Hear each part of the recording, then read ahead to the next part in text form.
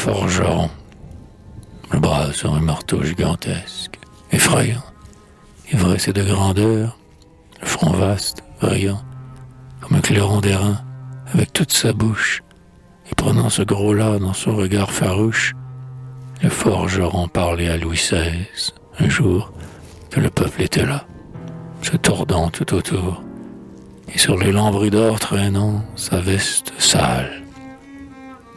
Or le bon roi, debout sur son ventre, était pâle, pâle comme un vaincu qu'on prend pour le gibet, et, soumis comme un chien, jamais ne regimbait, car ce maraud de forge aux énormes épaules lui disait de vieux mots et des choses si drôles que cela l'empoignait au front, comme cela. Alors tu sais bien, monsieur, nous chantions tralala et nous piquions les bœufs vers les sillons des autres. Chanoine au soleil filait des pattes nôtres, sur des chapelets clairs grainés de pièces d'or. Le seigneur, à cheval, passait, sonnant du corps, et l'un avec le hart, l'autre avec la cravache, nous foyait. Bottés comme des yeux de vache, nos yeux ne pleuraient plus. Nous allions. Et quand nous avions mis le pays en sillon, quand nous avions laissé dans cette terre noire un peu de notre chair, nous avions un pourboire. On faisait flamber nos taudis dans la nuit. Nos petits faisaient un gâteau fort bien cuit. Ah, je ne me plains pas. Je te dis mes bêtises. C'est entre nous. J'admets que tu me contredises. Or, n'est-ce pas joyeux de voir au mois de juin, dans les granges entrer des voitures de foin énormes, de sentir l'odeur de ce qui pousse, des vergers quand il pleut un peu, de l'herbe rousse, de voir des blés, des épis pleins de grains, de penser que cela prépare bien du pain. Ah, plus fort, on irait au fourneau qui s'allume, chanter joyeusement en martelant l'enclume, si l'on était certain de pouvoir prendre un peu, étant homme, à la fin, de ce que donne Dieu. Mais voilà, c'est toujours la même vieille histoire. Mais je sais maintenant, moi, je ne peux plus croire, quand j'ai deux bonnes mains, mon front et mon marteau, qu'un homme vienne là, dague sur le manteau, et me dise « Mon gars, on semence ma terre. Que l'on arrive encore, quand ce sera la guerre, me prendre mon garçon comme cela, chez moi. Moi, je serais un homme, et toi, tu serais roi. Tu me dirais, je veux. Tu vois bien, c'est stupide. Tu crois que j'aime voir ta baraque splendide, tes officiers dorés, tes 1000 chenapans, tes palsums bleu bâtards tournant comme des pans? Ils ont rempli ton nid de l'odeur de nos filles et de petits billets pour nous mettre aux Bastilles. Ils nous diront, c'est bien, les pauvres à genoux. Nous dorerons ton Louvre en donnant nos gros sous et tu te saouleras. Tu feras belle fête. Et ces messieurs riront, les reins sur notre tête. Non, ces saletés-là datent de nos papas. Ah, le peuple n'est plus une putain. 3 pas, et tous, nous avons mis ta Bastille en poussière. Cette bête suait du sang chaque pierre, et c'était dégoûtant.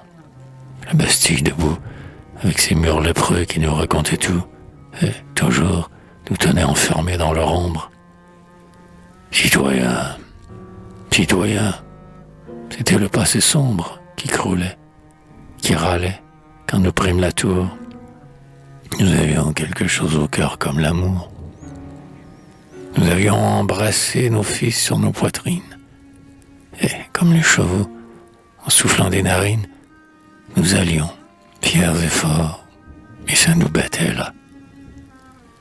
Nous marchions au soleil, front haut, comme cela, dans Paris.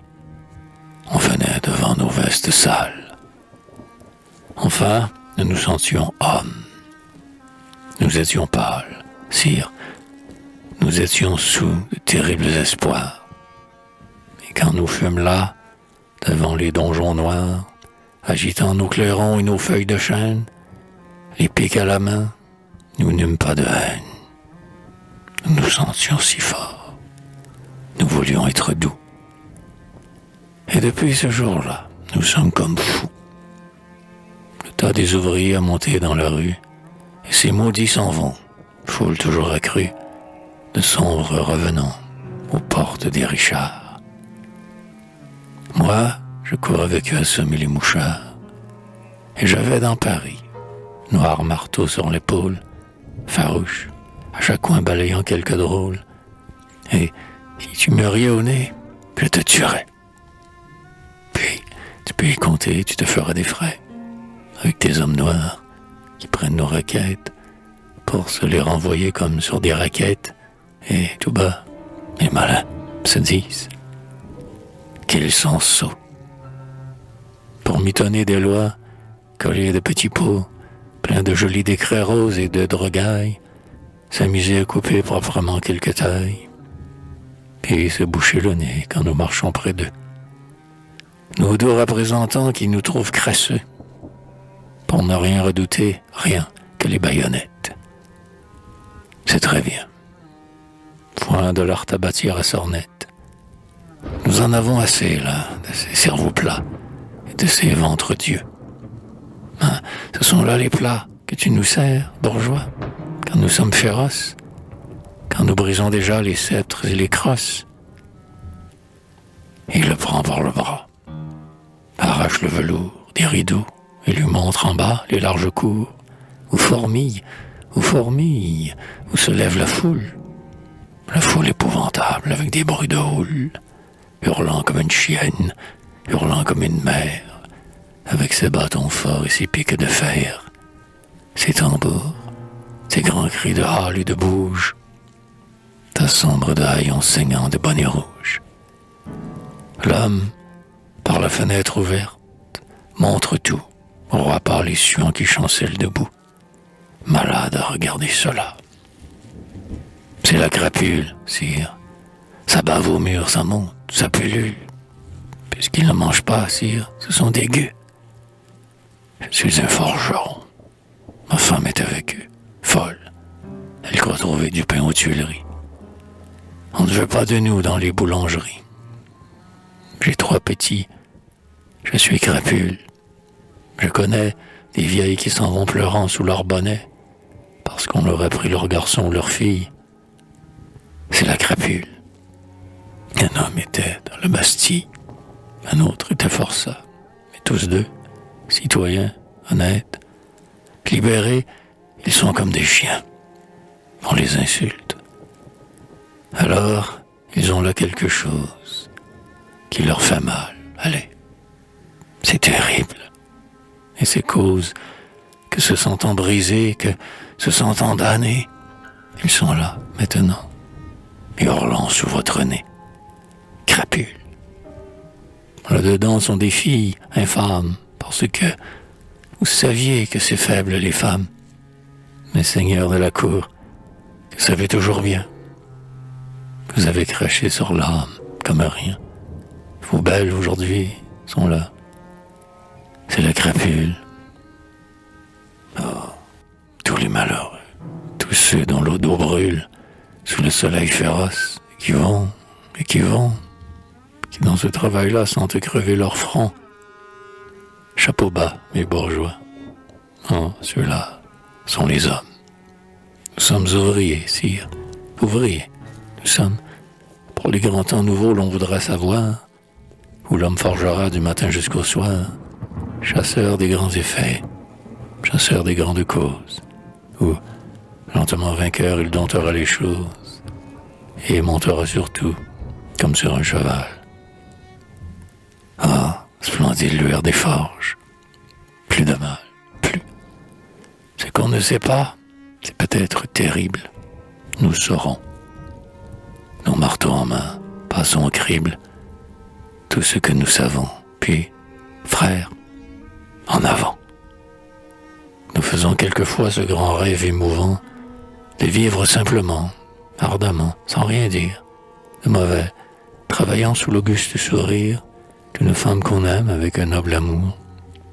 et l'on travaillerait fièrement tout le jour, écoutant le devoir comme un clairon qui sonne, et l'on se sentirait très heureux. Et personne surtout, ne vous ferait ployer. On aurait un fusil au-dessus du foyer. Ah, mais l'air est tout plein d'une odeur de bataille. Que te disais-je donc? Je suis de la canaille. Il reste des mouchards et des accapareurs. Nous sommes libres, nous. Nous avons des terreurs, et nous nous sentons grands, oh, si grands. Tout à l'heure, je parlais de devoir calme, d'une demeure. Regarde donc le ciel. C'est trop petit pour nous. Nous crèverions de chaud, nous serions à genoux. Regarde donc le ciel. Je rentre dans la foule, dans la grande canaille effroyable qui roule, sire, tes vieux canons sur les salles pavées. Ah, quand nous serons morts, nous les aurons lavés. Et si, devant nos cris, devant notre vengeance, les pattes des vieux rois mordorés sur la France poussent leur régiment en habit de gala, eh bien, n'est-ce pas, vous tous? Merde à ces chiens-là. Il reprit son marteau sur l'épaule. La foule, près de cet homme-là, se sentait l'âme saoule. Et, dans la grande cour, dans les appartements, où Paris haletait avec des hurlements, un frisson secoua l'immense populace. Alors, de sa main large et superbe de crasse, bien que le roi ventru suât, le forgeron, terrible, lui jeta le bonnet rouge au front.